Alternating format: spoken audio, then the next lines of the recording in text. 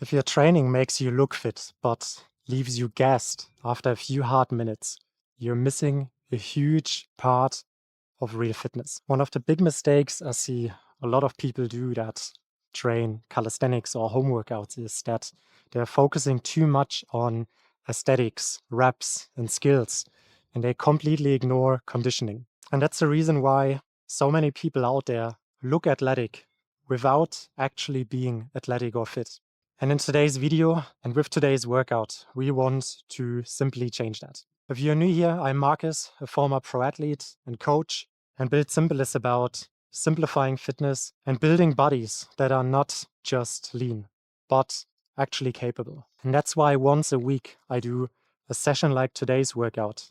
It's simple, it's brutal, and really effective. And VO2 max, which gets effectively trained with conditioning workouts, is one of the strongest predictors we have for longevity and health, which means, in simple words, your body's ability to actually use the oxygen that's coming in is really important. And it's especially important for long-term performance and quality of life. So let's jump straight into the workout. The workout is inspired by the Norwegian endurance training method. This info is not as important, but I basically adapted the method to calisthenics and kettlebell training for myself. So here's the structure. 4 rounds. Each round is a 4-minute block of hard work, and we rest 4 minutes between the 4 rounds. And during those 4 rounds, we are going to do 5 up and downs and 5 American kettlebell swings, if possible, with a heavy kettlebell.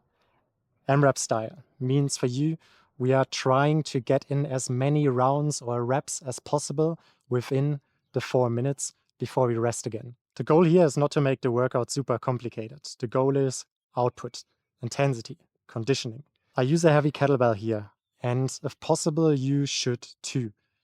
36 kg in this session for myself. And the reason I like combining kettlebells with calisthenics is simple. Most bodyweight athletes neglect heavy hip hinge work, explosive conditioning, and lower body loading. And a heavy kettlebell works and fixes that. Especially swings, they build power, they build conditioning, they build grip strength, they build a posterior chain and work capacity all at once.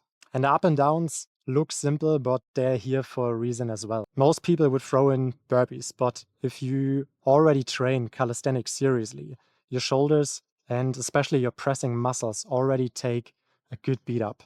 So instead of adding more mechanical stress to the shoulders, the up and downs allow the body to keep moving, recover slightly during the 4 minutes and bring the heart rate maybe slightly down or just enough before going right back into the swings. It creates a really flowy, brutal rhythm.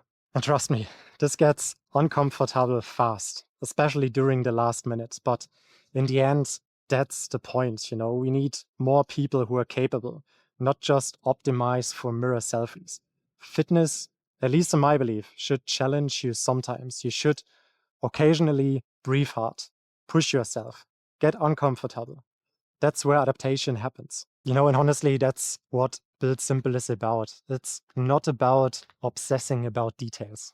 It's not about acting busy. It's not about turning training into rocket science. It's about doing things that actually work, that are hard enough to, improve ourselves, and especially consistently and with intention. So try this workout once. Do 2 rounds instead of 4 if you're not feeling ready for 4.